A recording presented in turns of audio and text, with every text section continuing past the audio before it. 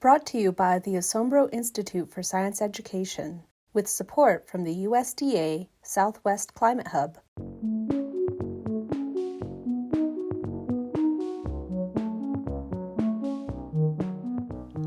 Up in the Air is a two-part lesson that models the Earth's carbon cycle and the processes through which carbon is moved between reservoirs. In Part 2, students will set up and play a board game to quantitatively model carbon fluxes. At the end of the game, they'll calculate the net carbon flux into the atmosphere in 1 year. Before class, print, cut, and tape together the game boards. For each pair of students, print and cut 58 1-petagram fluxing carbon pieces, 35 10-petagram fluxing carbon pieces, and a set of game cards. Pairs will also need a cup labels page and 5 cups. There are 2 options for game cards. Option 1 is more challenging. These cards list the processes, and students must determine which reservoirs carbon is moving to and from based on that process. Students can refer back to the diagram on question 5 of their worksheet for help. Option 2 includes the reservoirs on the card along with the process.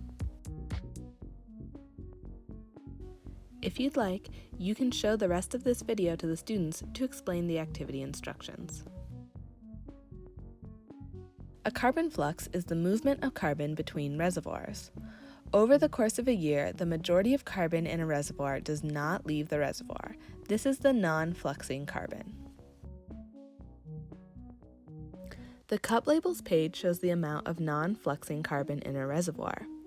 Based on what you already know about relative reservoir sizes, make a guess about which reservoir each cup label belongs to. Check your answers, then cut out the labels, tape each one to a cup, and place it on the game board. The fluxing carbon pieces go inside the cups. This represents the carbon that does move between reservoirs. Use Table 2 on the worksheet or on Slide 35 to fill the cups with a proper amount of fluxing carbon. Each cup needs at least 10 1-petagram pieces. This means that the vegetation cup should have 3 10-petagram pieces and 14 1-petagram pieces for a total of 44 petagrams. To play the game, take turns drawing game cards and moving carbon as directed by the card. Keep the cards you draw in a stack next to you.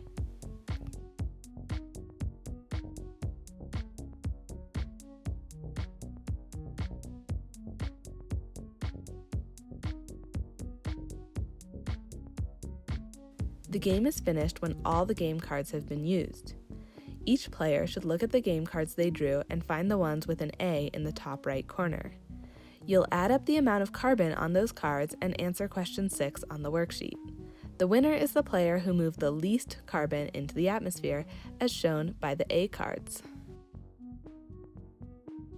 Finally, use the game board and cards to answer the questions on your worksheet.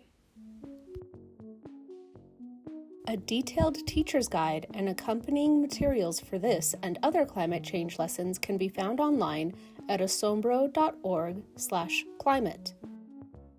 Check regularly for updates, new lessons, and information about teacher workshops.